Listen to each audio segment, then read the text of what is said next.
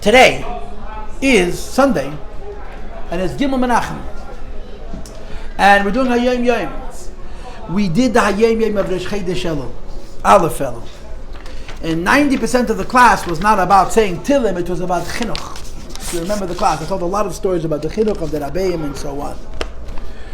So today we're doing Beis Elul. Okay, so we're doing Beis Elul. So we're going to read it from the beginning. This is what I always read the entry inside, and I like to say this from time to time, that when you do Hayom Yom, you have to read the Shiurim, because the Shiurim are part of the entry. It bothers me when they say Chumash Tilim Tanya. You have to read it, because you don't know why the Rebbe wrote it. I told this to you before, that when they translated the Hayom Yom in Hebrew from Yiddish, they took out the Shiurim. I have that print, that first print in Hebrew. So they printed Hayom Yom, they took out the Chumash Tilim Tanya because it's always changing.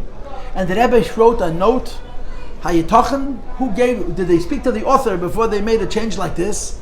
The author put in Shiurim, the Shiurim have to be there, meaning to say, even though not every year Beis Elul is Pasha Sheftim Chamishi and so on and so forth, the Shiurim are part of the entry. And I believe personally, and now I'm going to open up a can of cookies, that when you read a letter from the Rebbe under a chuppah, you got to read it the way it's written.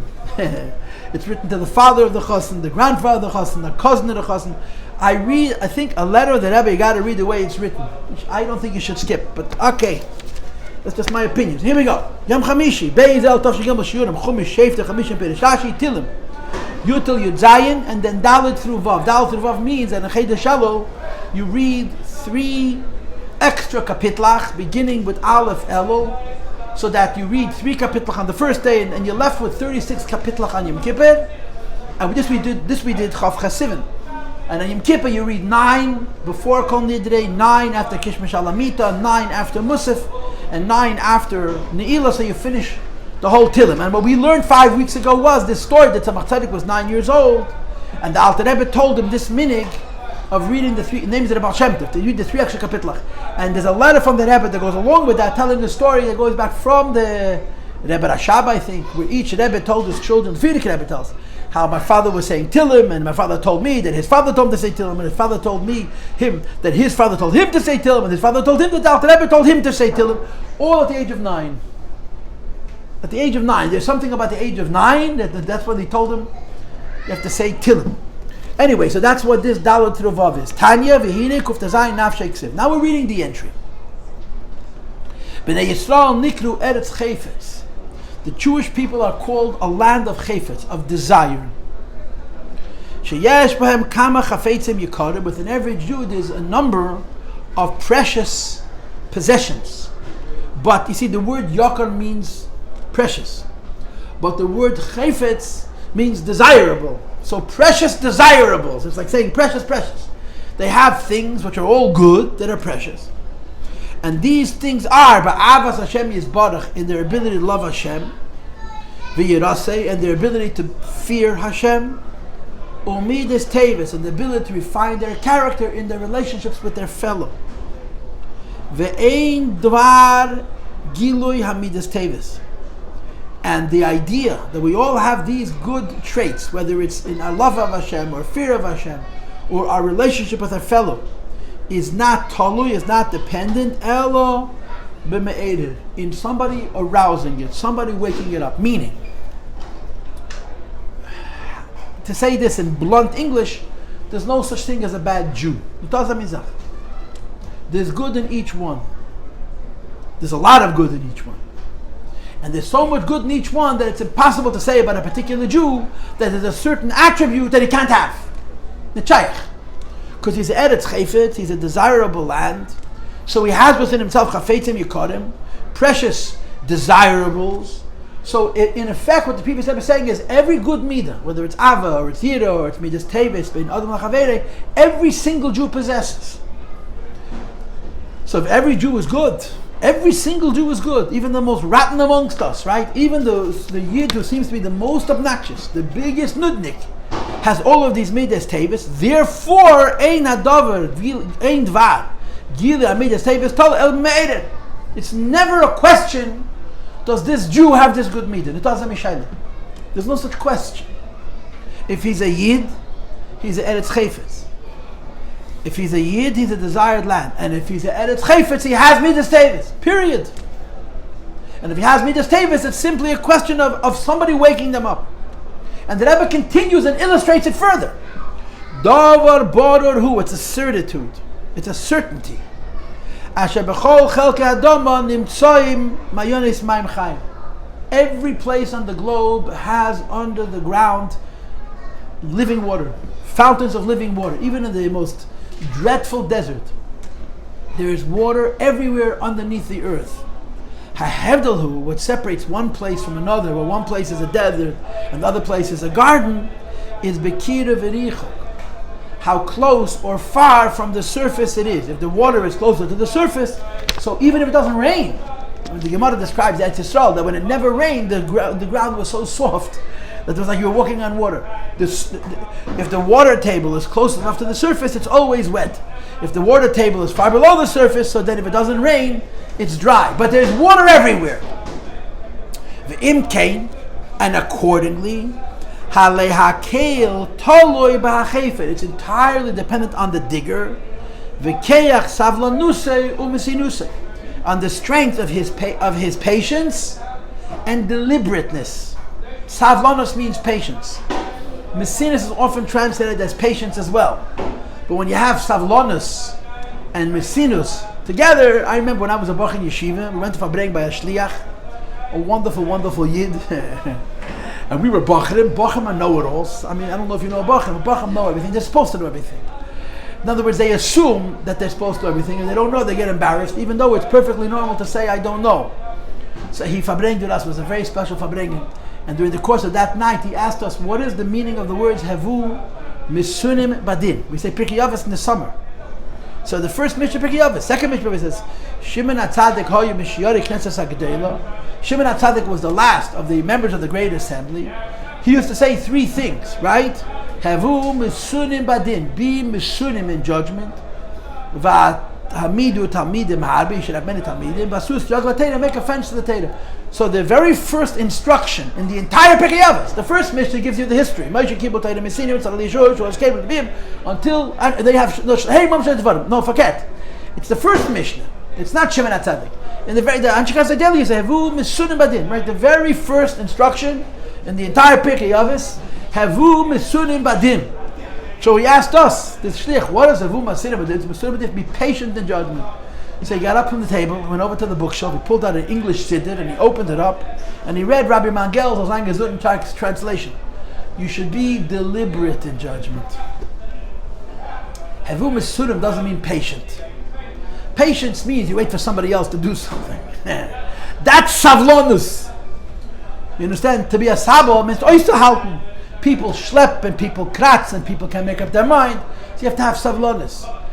Mesinus is also, mesinus does mean patience, but it's proactive patience.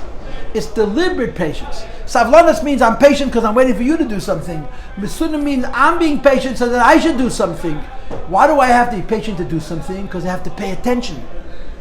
So mesinus doesn't mean patience. Mesinus means deliberateness. It's a beautiful, beautiful lesson. I got to tell you, we felt very, very foolish, but the story happened 40 years ago. I remember where I was sitting at the table. It was so, you ask all my friends, all 10 of us, the meaning of Havu Misunim Badin, they'll all go back to that Fabrengen and they'll all remember. Because it was a moving Fabrengen, but this touched us very deeply. So I'm reading the last line of the first paragraph of this entry. Im kain, therefore, halehakel taloi, everything depends b'hachofer, in the digger, v'keich savlanusei, in his patience, u'mesinusei, and his deliberateness, his ability to do what he's doing properly. So this paragraph has a gewaldige word. There isn't a Jew that you can say about that there isn't a good gift that you're not going to find inside of him. It's only a question of how you have to dig. Let's finish. The kivan, and whereas will is an overriding power, and according to Torah and according to Chassidus, and if you know Mr. Common, so you know this is common sense. Who that will is keach elyon, a higher power, hagoizer umafaket. Geiser means he decrees and he commands. Al kol hakoichas, over all of the other faculties. Will is stronger than the person. Ein lach davar ein mifnei haratzon means that will overrides the human being's limitations. Will overrides human being's limitations. In other words, will is not a nice guy. Chochmah is a nice guy. Bin is a nice guy. Chesed is a nice guy. Gvur is a nice guy. Chochmah means you don't understand. I'll explain it to you again. Chesed means you don't feel it. I'll awaken you again.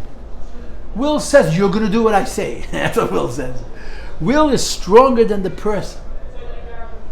So you can tell someone, I want you to climb up that mountain with carrying this bag of rocks. And the will is stronger than you. You have to listen to him, yeah?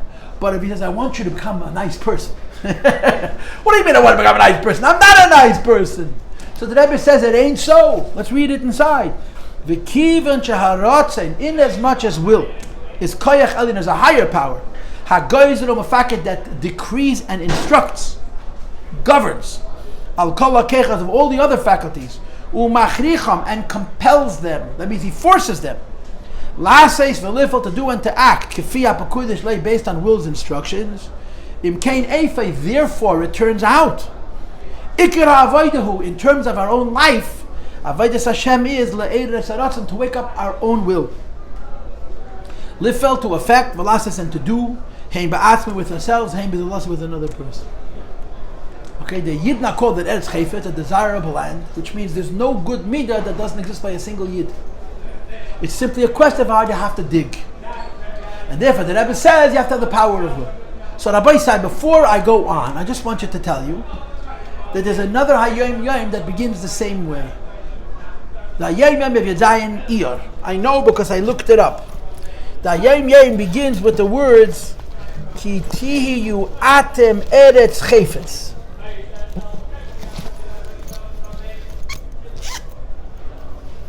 Ki tihiyu atem, it's a pasuk. It's the same pasuk that's quoted here.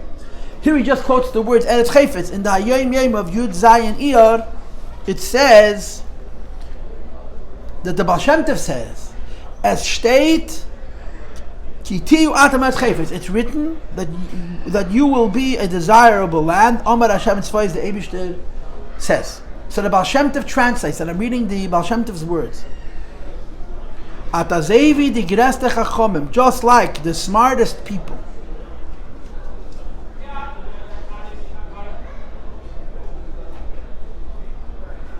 Velen ebik nish der gain, will forever not reach fully the groise tivias de ke'etzes, the great natural gifts, treasures.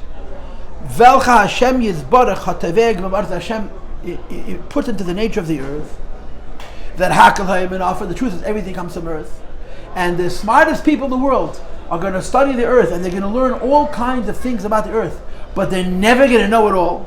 They'll never know all of the gifts that the Eibishter put into the earth, as the Baal Shem Tov said.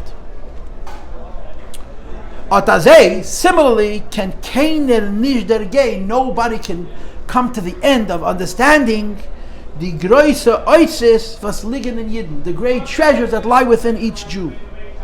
Vazei zainen dem Eibishten's baruchu eretz chayfetz. The Jewish people are, Hashem, blessed be His desirable land. V'siyem Baal Shem Tov, but Baal Shem Tov finished, Ich will machen, I wish to make, von Yidden, from every Jew, from all Jews, Azei sollen geben dem Yevol, they should give this produce, this fruit, was dem Eibishten's baruchu eretz chayfetz, that a land, which is the Eibishten's choicest, can give and can give. So Yud Zayin Iyar, the Rebbe has a Hayom Yom where he quotes the same pasuk in the name of the Baal Shem Tov, that every Jew is a desirable land, and he explains it. That we'll never know all the treasures on the earth, you'll never know all the treasures that are in every Jew, and the Baal Shem Tov says, and my job is to find them and to bring them out. So this was Yud Zayin Iyar, Yud Zayin Sivan, Yud Zayin Tammuz, Yud Zayin Menachem. It's 3.5 months later. Yeah, exactly. This is Beis Elul. 3.5 months is what? It's 105 days. It's not exactly 105 days, whatever number of days it is. The Rebbe brings another Hayom Yom on the same pasuk. He doesn't quote the Baal Shem Tov. It's a separate letter, which says an additional point. The Baal Shem Tov said that we'll never know all the treasures that are inside a Jew. The Frierdiker Rebbe says there is no treasure that a single Jew doesn't possess. That's why he says it. If you think I'm reading into his words something that are not there, tell me now. I read in this first paragraph that there is no such thing as a midah taiva you cannot extract from a single Jew, because it's not just that every Jew has great treasure, every Jew has each and every treasure. Because if it were not true that every Jew has every treasure, how could the Rebbe say it only depends on the digger? Meaning to say, okay, Yidden have milas. Every Jew has different treasure. But not every Jew has all treasure. Right? One Jew has this treasure, another Jew has this treasure. So then you have to figure out which Yid is Meshugal, which Yid is a treasure in this way, and which Yid is treasure in this way. But that's what the Rebbe says. It says it entirely depends on the shovel, on the digger, his patience, and his deliberateness. So when you read the first paragraph of this entry in Hayom Yom, what the Rebbe is saying is, the way I hear it, that there's no good midah that doesn't exist by every single Jew. It's simply a question of digging it out. Now, I know Jews, right? Including yours truly. Yeah, I have a pretty good idea. With all the lies I tell myself, I'm still a little bit honest with me. Yeah, I know how many midas rois I have. I know how many midas tavis I'm lacking. It's unashir. And I don't think I'm unique, right? I just know me better than I know anybody else. So I know. Yeah, so the Rebbe says, but it's all there. It's all there. And he gives you a simple mashal. There's water underneath every single spot of the earth, even the driest. It's a question of digging. So the Rebbe says the nimshal is not that every yid has a midah teva. Every yid has every midah teva. And if every yid has midah teva, that's why you could say legitimately it's simply a question of digging. Right? But then there's the second paragraph. And the difference between the first paragraph of this Hayom Yom and the second paragraph of this Hayom Yom is unbelievable. It's very powerful. And you read it and you say, the first paragraph of Hayom Yom is for our generation. The second paragraph of Hayom Yom, it's also for our generation, but it's different. If this Hayom Yom was being said by our Rebbe, the second paragraph would be first and the first paragraph would be second. You know why? Because our entire mindset is how you become kind of somebody else. This Hayom Yom, the entire mindset is how to be honest with yourself. You understand what I just said? In the first paragraph it says is, when you're dealing with another Jew, if you'll dig hard enough, you'll find every mile. And then comes the conclusion. So when you're dealing with yourself, it's up to you entirely. That's how this Hayom Yom is written. If this Hayom Yom was said in Deira Shvi, it would have said that just like when it comes to yourself, it's entirely up to your will. Every midah teva exists in the ground. And therefore you could dig, if you have enough will, you could dig it out. The same is true when it comes to the next person. Hakol toli b'hachoifer v'savlanuse u'mesinuse. You understand what I'm trying to say? The two paragraphs are saying two very different things. The first paragraph is describing your relationship with another Jew. And the Rebbe says you can't give up on another Jew. But you can say, wait, okay, yeah, I'm not giving up on a Jew, but this guy will never be a Talmud Chacham. Why? He's dumb. Or this person will never have midas tevis, he's ugly. And the Rebbe says, no, hakel tali b'chefer. It depends entirely on the digger, v'savlanusa. I want to tell you something. Politically incorrect. I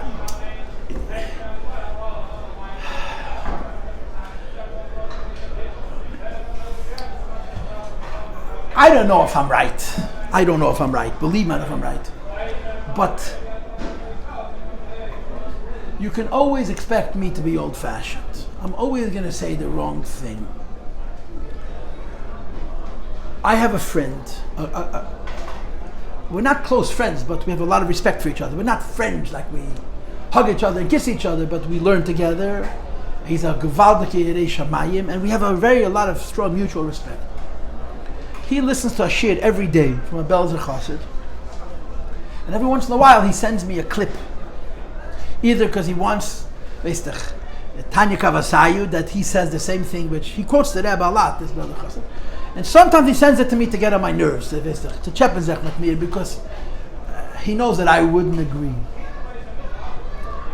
He's an Adam Choshev, this person. He's a famous man. He's a big Rosh Hashiva. He's not like me. He's a really a gadol. And he gives a shir. Thousands of people listen to him every single day.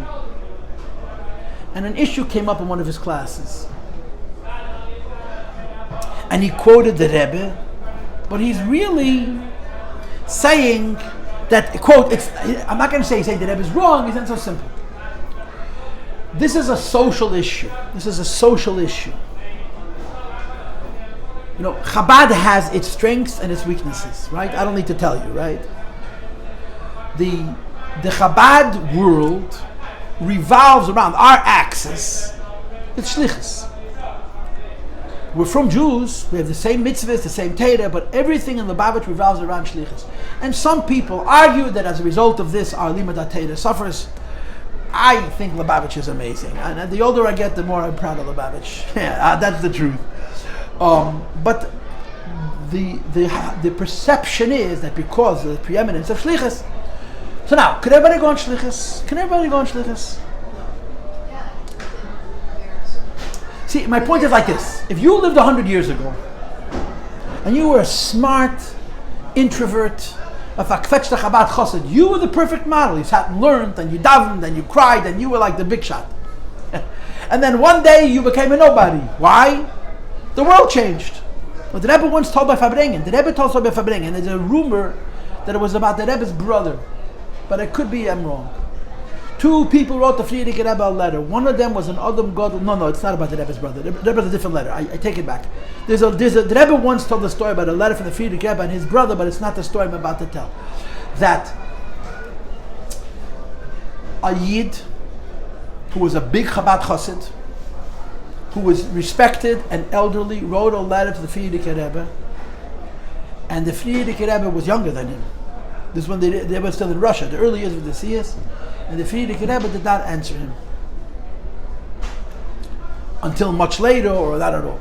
In the town where this very respectable chassid lived, there was a young Chabadnik who was involved with Tashbari. He was teaching children Torah in those years, in the early 20s. And he wrote a letter to Friedrich Rebbe, and he got a Rebbe overnight, right away. But this didn't happen once; it happened many times. And this elder chassid felt snubbed. And when the Rebbe told the story, the Rebbe said he was really a great chassid, and his questions were real, and he deserved answers. Then he came to the Friedrich Rebbe. I do not know if it was in Rostava, Leningrad, or it was the early 20s or the middle 20s, but it was in those years. And he asked the Rebbe, I don't understand. In other words, what's wrong with me? This young chassid, with all due respect, he's a boy. Every question he asks, you answer. And again, in all humility, I've been around the block a few times, and the Rebbe doesn't answer me. So the Rebbe told him, you're right. But now, Askonos first. That's it. If you're doing public service, you're at the top of the list, because this is what the time demands. The Rebbe told the story by Fabrengen. And this is who we have become. Right? Lubavitch has become, the Chabad Chassidus was the most insular Chassidus of any group. It was most about the elite. Chabad was about the biggest brain and the biggest heart and the deepest servant of Hashem. And all of a sudden we're into who can make a good speech and who can raise a lot of money and who can bring many people to learn Aleph Beis. We've changed because the world has changed. And the Rabbeim have undertaken to be Meisa Nefesh for Klal Yisrael. And as they say in Yiddish, thank God we're here. Yeah, with all the cost. But there's a lot of communities. In other communities, everything is Torah. In many, many communities today, you're a somebody if you're a bin Torah, Talmid Chacham. And from the time that children are infants, and we do the same thing in Shlichus, that anybody could become a Gadol, if they just want. So apparently, I would imagine that it exists by us, but maybe I'm blind, but in some cultures there are a lot of people who grow up with an enormous amount of pressure, and some of them, chas v'sham, snap from it. They can't deal with it. In other words, it's not true. It's just not anybody can become a gadol. They have their stories about their gedolim who didn't have such good heads, and they became gedol Yisrael. They say about the Bechon Vasam, they say about the B'til Chonon. It ain't so. It ain't so. These guys were geniuses to start with, Maybe they had Yetzaharas, but they certainly had brains. But this is so it's become an issue where people are calling out the Rosh Yeshivas. They're calling out their gedolim for saying this over and over and over and over again. because it's hurting people. And we're very into sensitivity. This is what our generation is about, for good and for bad. This is Israel. Israel is less sensitive than America. And there's apparently a movement where people are saying, yet you have to stop saying this to the kids. You can't tell every 13-year-old boy that if you'll work hard enough, you'll be the Vilna Gaon. You'll be the Reb Chaim. You'll be the next Gadol. It's just not so. So this Rav was speaking his regular Parsha Shir, his regular daily Shir, and this came up, and he actually quoted the Rebbe. The quote is, Ein lach davar ha'emet b'fnei ha'aretz. Nothing stands in the way of will. Now here's what you don't know. There's no such quote. Ein lach davar ha'eretz is a paraphrase from a Zohar. And when the Rebbe quotes, the Rebbe, one of the great gifts the Rebbe gave the world is Mara Makoimis, right? Everything the Rebbe has a source for. And when the Rebbe writes, I didn't find the source. If the Rebbe says I didn't find the source just doesn't exist. And Mistagdim know that. The biggest Seder Lubavitch know that if the Rebbe says I didn't find the source, it's not Bimtzias. And there's a handful of very, very famous Zohars, which we all quote every day, that don't exist. Approximately, Pachoje, Mervenik, Morda, the Zohar says somewhat to this effect that the person's will is stronger than anything else. Now, it's an old quote. The Rebbe did not create the quote. There's a story with the Mittler Rebbe in Kosher Lepler where he told him, Ein lach davar ha'emet b'fnei ha'aretz is an old paraphrase. Nothing stands in the way of will. And who uses this expression more than the Rebbe? Ein lach davar. The whole idea of the Chatchila Rebbe and Shtuz de Kedusha and Ayid is nimna nice. A Yid is nimna nice. A Jew is like God. God can do the impossible. A Jew can do the impossible. What is that supposed to mean? The Rebbe didn't say it once. He said it 100 times. And I promise you, the Rebbe didn't say it because he thought it sounded cool. He said it because he believed it, and he said it because he meant it, and he said it because he was talking to us. I remember the Rebbe once spoke a whole arichas. And he had a whole speech, and when he finished this, and you're sitting here thinking that I'm saying this, but it's totally unrealistic, and if I'm not talking to you, I'm talking to some ephemeral Jew who lives Chveis Nishvas. I mean you, and I mean now, and I mean it actually. Every Yid could do Tshuva Allah. And I'm an 18-year-old boy. How are you supposed to eat that? Anyway, so this person quoted the Rebbe, and he respectfully, very respectfully, said that this is wrong. His whole position was that you can't say this to Bachrim. You can't say this to Bachrim because it breaks. Okay. So he came to Shul. We have a Shia Thursday nights, and he played me the clip.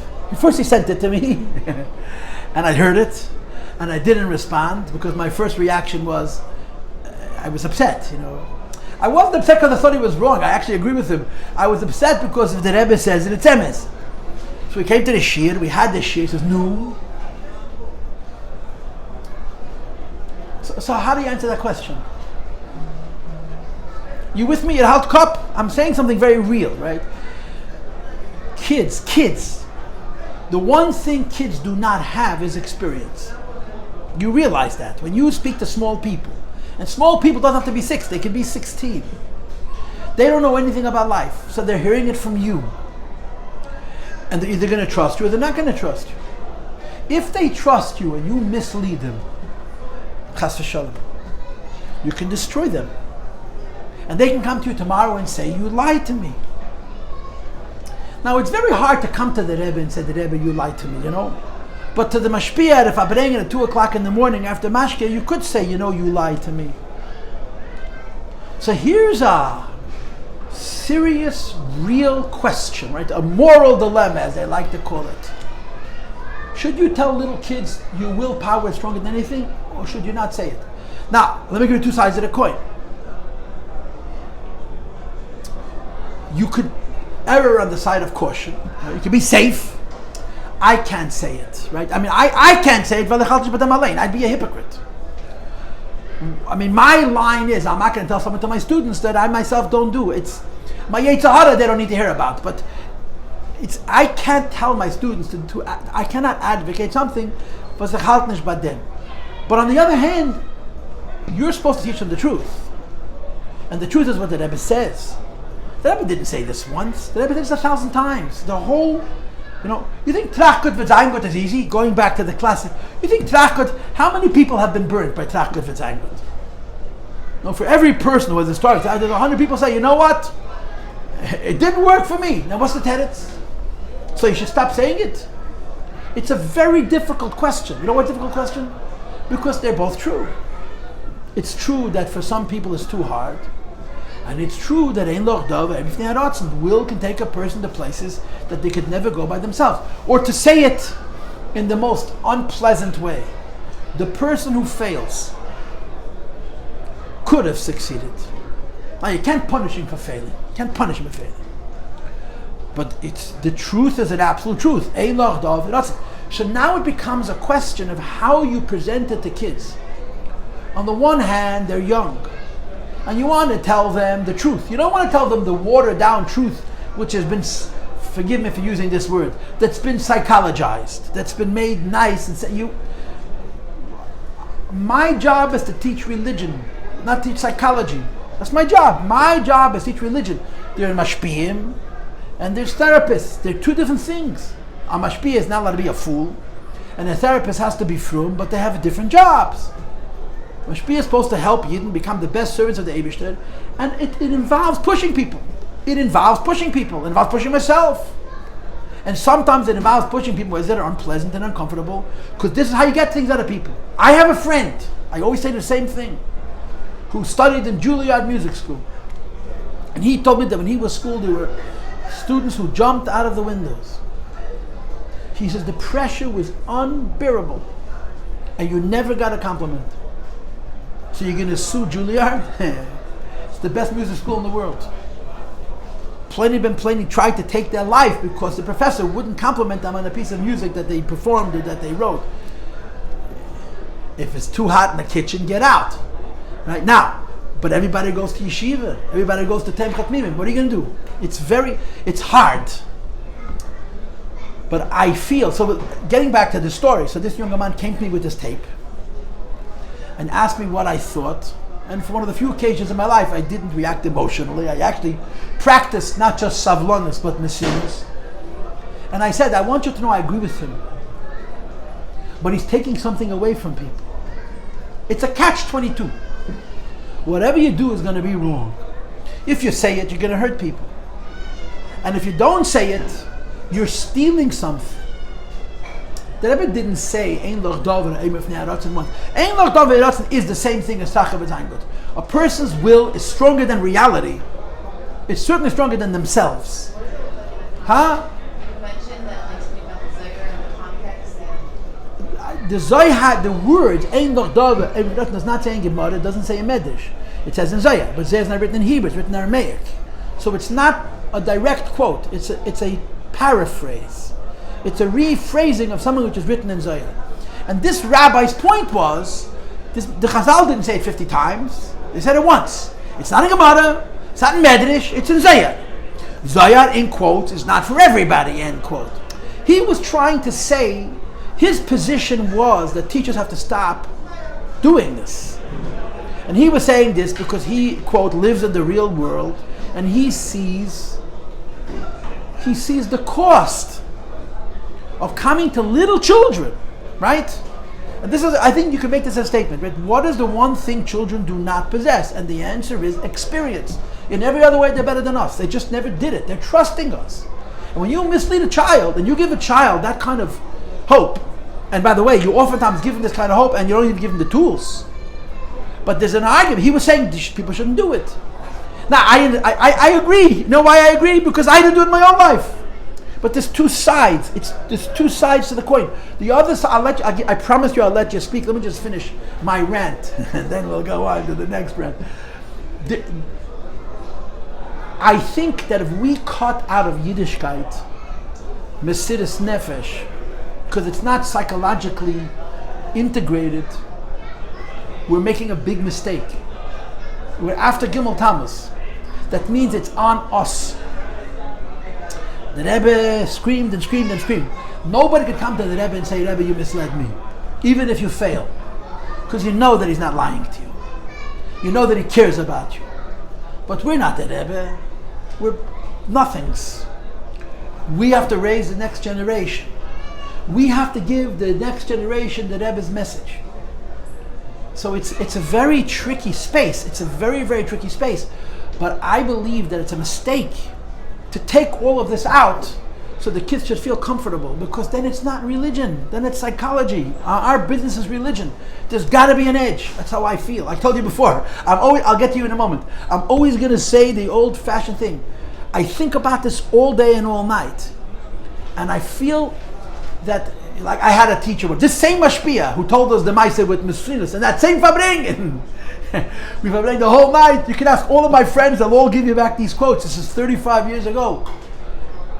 The Rebbe wants us to be frustrated. We talked about this, about the Nimna Hanim Nois and the Chuvei Allah. The Rebbe wants us to be frustrated. Now that's emotionally what? It's not comfortable, but it's motivating. And more and more, the culture, and I mean the culture, I mean the Haredi culture in America and in Israel, is feel good. And I think it's a mistake. I think there's got to be that edge. It's true. It's absolutely true. They tell the child unrealistic things. You can destroy that child. So it's tricky. And it's very, very hard to know what the balance is. But I think if we decide we're not saying this anymore, we're not mashpiyim anymore. We're not giving Divid Elokim Chayim. We're not giving God's words. We're giving dilute. We're giving down watered down versions of it. Anyway, the reason I brought this whole rant up is, first of all, I was thinking about it this morning. And second of all, because what does the Rebbe say here? And we're going to go over this Hayom Yom next time, but the Rebbe has two paragraphs. And again, if this paragraph, this Hayom Yom is written in our generation, the second paragraph will be first and the first paragraph second. I did that in my mind.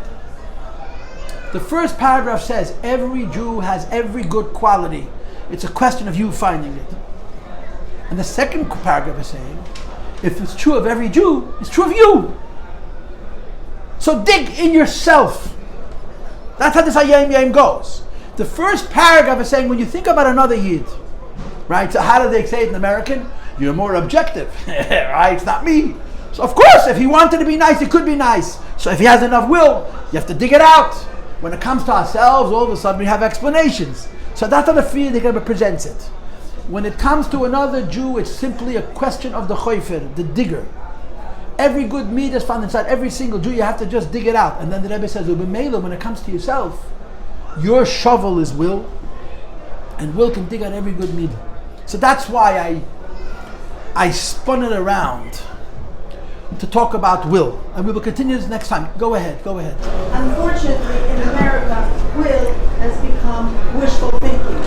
So kids wish to be better, but they have no idea what real will is, and that's where kids lose it, because they have wishful thinking to God, but they don't understand that will is connected to actual digging and effort to work. And work. So they're translating Ratzon as a wishful thing, like you want to be, instead of Ratzon as in your amstic, your will to work for it and to, like, you burning with desire. Right. Desire is not wishful thinking. See, but then there are those kids who take a try.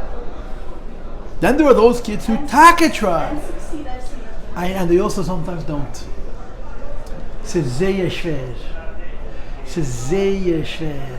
It's really tough. I'm in this business. It's true. But seichel is seichel, you know. The fifth chilish, it's what you're saying. I had a girl Mochan Chana tell me something. I played this movie 100 times. I've repeated it 100 times. We were sitting in Mochan Chana on Crown in Albany, and we had one of those days where we just had sort of an empty day kind of thing. So when I didn't have what to teach, the girls would write questions, Q&A. So those were very, very interactive, very dynamic. And one of the girls blurts out, "Rabbi, I decided that working on yourself means wishing you'll be better." She took a pin and just put it into the balloon. Girls in Mochan Chana are all changing their lives in a way that I've never done in my whole 56 years. They're changing their whole life. It's a remarkable thing. So you have a whole dormitory full of really serious kids. They're young. And then one of them says, "Rabbi, I think that working on yourself means wishing." In other words, she was telling her experience. I come to school, everyone's talking about getting better. No one gets better, we just talk about it.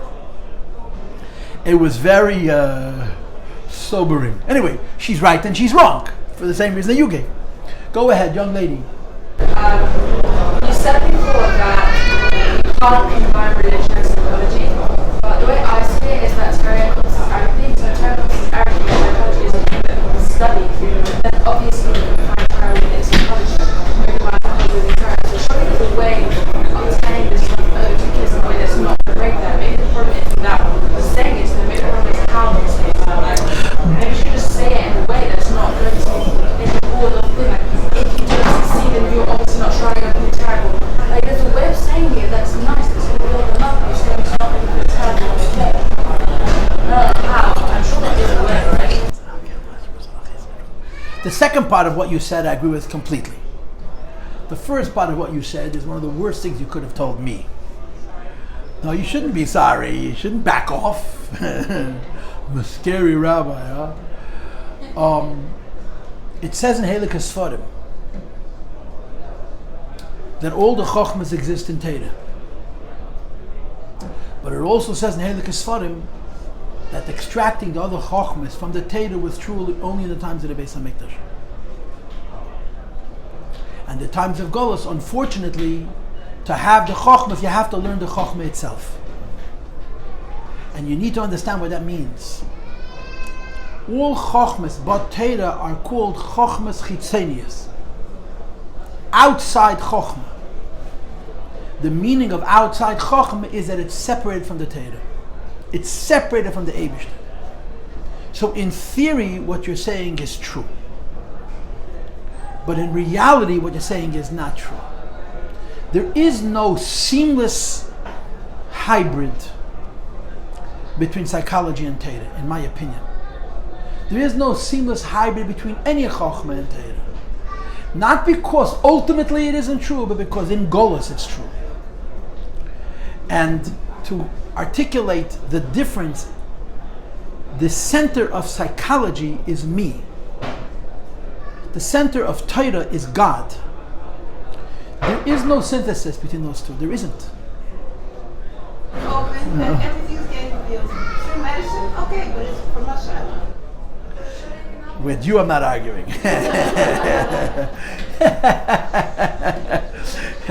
Anyway, so you see, I'm one of the few weirdos who's still saying what's unpopular. To be a religious Jew, you have to get over yourself. We are living in an age where everybody is telling you, no, take care of you.